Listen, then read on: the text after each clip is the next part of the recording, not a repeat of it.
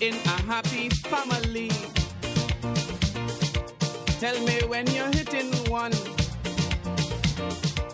Better you hit all. Welcome back to this special edition of the Now Morning Show. Our next conversation, we're focusing on recognizing the resilience and cultural contributions of African ancestors. Joining us this morning in studio is no stranger to the Now Morning Show, Zakiya Uzoma-Wadada, Executive Director of the Emancipation Support Committee of Trinidad and Tobago.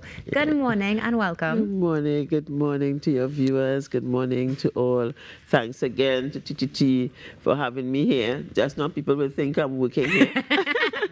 And we greatly accept it because, of course, we're talking about radio, we're talking about television. Yes, indeed. And all of the different avenues that are employed. But we have to say thank you. Yes. Because I know you are very busy. Yes, indeed. We're in the throes, of course, of the celebrations. It started a few months ago. That's right. And you are in the height of it now. The village is just vibrating with great energy. Yes, but our conversation this morning, Zakiya, is really reflecting on the resilience of our ancestors. Yes, indeed. And the role that they played in our heritage today. So as we approach that, how do you reflect on the journey itself?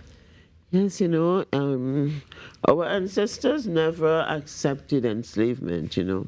They fought from the beginning, you know, and they fought in many, many different ways, you know. Some of them preferred to throw themselves overboard the ship on the transatlantic slave journey rather than experience enslavement. Some of them chose to not make their babies live rather than have them experience enslavement. Now, it's really a good experience if persons can come to hear the play Freedom Morning Come, because it is really about that. It's as our ancestors were waiting for that proclamation, they were reminiscing about some of their experiences and the different ways in which they were resilient, you know. Some required, you know, really strong action, like plotting to burn down plantations, you know, and so on. So we always fought against enslavement. And whereas I always say, within any group, you had those warriors, those ones who would lead the battle and encourage the fight. But of course, we also would have had persons who may not have been of that ilk, but also perhaps just wanted to survive, you know. So you have all of these different manifestations of our response to one of the most traumatic experiences of any people.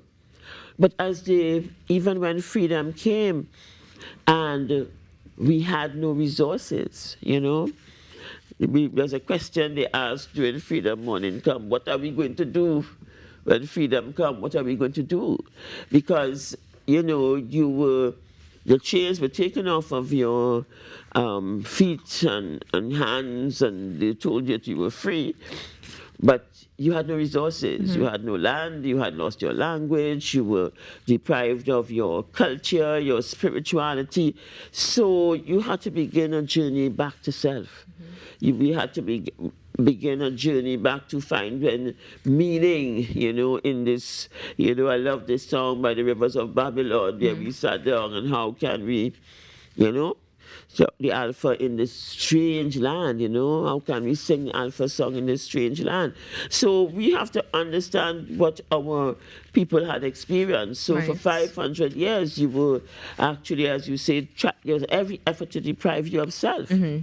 So once you had experienced this opportunity now to, you know, so-called be free, in a space that still did not recognize you as being equal. You see? So in that space, you are still fighting against the tide and trying to find yourself in that space. But I think that Africans are an amazing people.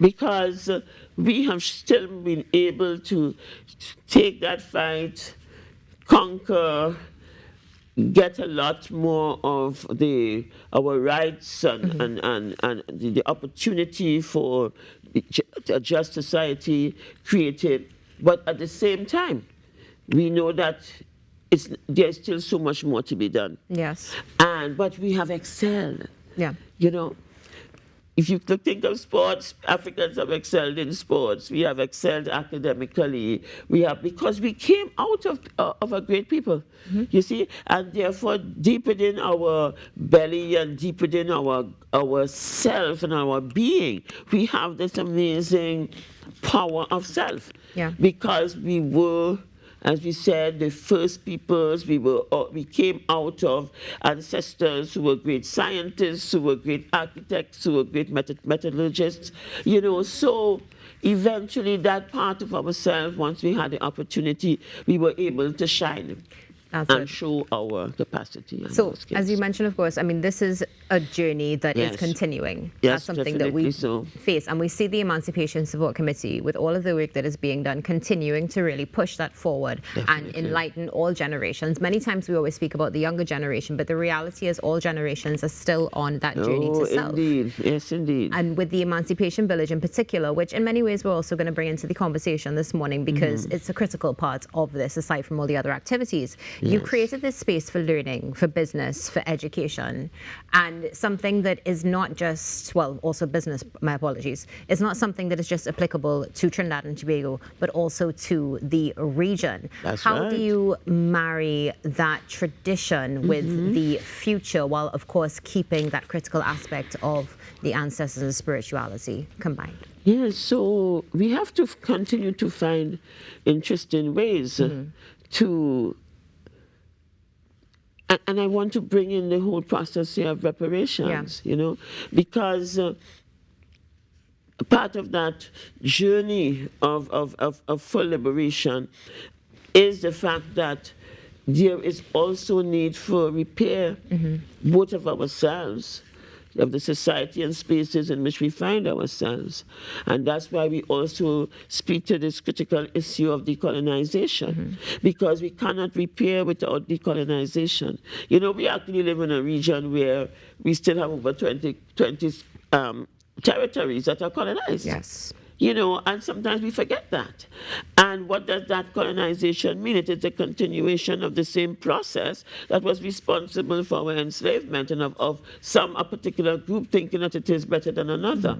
And therefore, and with that decolonization in a physical way comes that colonization of mind. And that colonization of mind has left us with a sense of, you know, not even understanding who we are.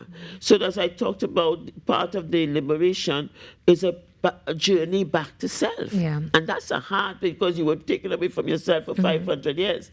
You know, so now that we get to 187 years, less than half of the time that we were enslaved, we have to be patient with ourselves. We have to appreciate what we have been able to achieve, and we have to be able now to understand how do we take the next steps in that journey. And that's why we start to talk about decolonization. So we have to start to remove from it in our spaces, you know, things that reflect our trauma. Yeah. You know, you have to remove from it in our spaces, you know, things that are not uplifting and strengthening to us as an African people, and by extension to all people. Yeah. You see, and therefore, if we do not decolonize our institutions, decolonize what we teach our children in schools, we start at an African youth education. The first introduction of themselves in academic is that you were enslaved persons. You know, that's your first introduction. That is. Yeah. In fact, when we went to school, so Walter Raleigh and all of those people who enslaved us were their heroes. You know, I went to a museum in Jamaica, I think it was in the 80s, and in the museum were all of these English pirates and so on. They were our heroes. Yeah. They were the ones who were projected as heroes. So that's you know, so it's a difficult point, because here we're dealing with something that is extremely intangible. Exactly. Our mind, our being, our worldview, you know, how we see ourselves within the environment that we find ourselves, and how we're going to become more reconnected, and thus help our young people to find that connection. And this is something that's critical with the young Yes. people, but I'm glad with the phrase that you use, which is the world view. Yes. And of course, decolonization, because everything comes together. Indeed. Relationships are important. It's not just about a community with us here. It's a global community Indeed. who have Indeed. suffered together and are now rising together. This year, particularly, does coincide with increased ties across the Pan-African world, Yes. particularly. How important is it for Trinidad and Tobago to see itself as part of that larger global story? Yes, we have no choice. I mean, we are in the beginning of a second decade, international decade for people of African descent. Why are we here? Yeah. You know, we had a first decade. And during that decade, I do not think governments across the globe, including Trinidad and Tobago, did not really pay any attention to it in an official way. So you had organizations like ourselves and other Pan-African organizations pleading and trying to bring attention to that. You see? That, and therefore, out of the decade came what we call the People-to-People Forum. Yeah. You know, and the UN that for people of African descent. And they lobbied for a second decade because they said the first decade did not accomplish the goals and objectives. I am hoping, because Trinidad and Tobago is part of the United Nations, Yeah. Trinidad and Tobago would have agreed to the declaration of the decade. And therefore we have a responsibility to ensure that something is done at a national level. So I am hoping that as in pursuance of the goals and objectives of this current decade, that our government established a multi-sectoral committee that can actually focus on the goals and objectives. And it's very clear all of the different things that are required to address the challenges that are being faced by African people everywhere. Yeah. And therefore, how do we work together, you know, to ensure that some of the critical issues are addressed? Something that is important, working Sure. together, partnership and community. Definitely. Unfortunately, we have run out of time. Time always flies yes, here on the Now Morning yes. Show when Zakiya's in studio. But you know what? We appreciate you. On We're time. hoping that the rest of the celebrations go smoothly Yes. and looking forward to having you back again soon because I know we're going to continue this That's conversation. right. And I want to thank you again and to wish everyone a happy Emancipation Day. Please come out and be part of the beautiful and positive energy so that we can sustain ourselves for the battles that are yet to come. Definitely. Thank you, Yes. Zakiya. Thank you. The Emancipation Support Committee of Trinidad and Tobago, of course, is hosting so many things. So make sure that you go onto their Facebook page so you can get all the information and stay informed. And also stay tuned because there's more coming up after this break.